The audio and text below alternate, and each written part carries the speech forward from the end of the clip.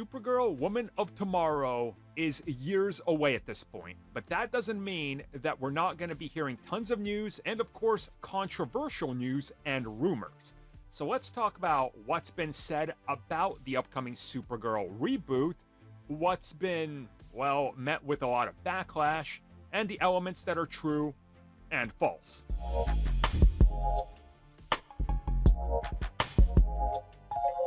So officially, what we know about Supergirl in terms of the story and direction is that Supergirl, Woman of Tomorrow, will be based on Supergirl, Woman of Tomorrow, the comic. Perfect, that's all we know.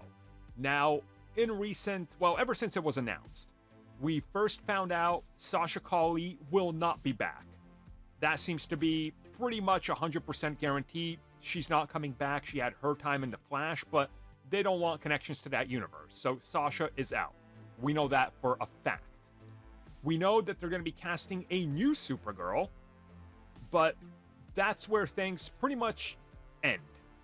Now, recent reports have suggested that the Supergirl we're going to be getting is more of a rebellious punk rocker type who's heavily inspired by being outspoken and edginess, and that she's gonna be humorous in a way, and that her toughness will be conveyed in her presence and her attitude. So that's what's been reported. After this, the reports took a different spin, where they said, well, this can only mean that if she's a edgy punk rocker type who takes nothing from a man, she must be of color. And then people went with the rumor that she's clearly going to be played by a black actress. How'd we get there? I have no idea, but there we are, I guess. My guess, and this is just how I'm perceiving that some people's brains are working, they heard edginess, punk rock-like design, and energy, and they said, oh, Spider-Punk. And then automatically, Spider-Punk is black, that means Supergirl must be black.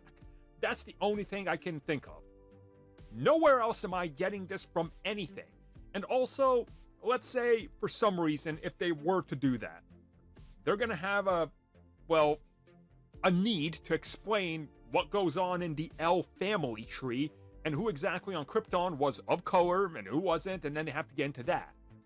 Fine, they can do that as well. We've obviously seen different takes on multiple characters in DC.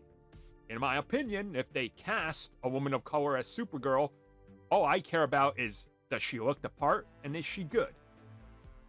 If you check that off, perfect. Now, if her performance is bad and she's bad, well, then we need to talk about a bad choice. And we'll get to that bridge if we ever cross that bridge.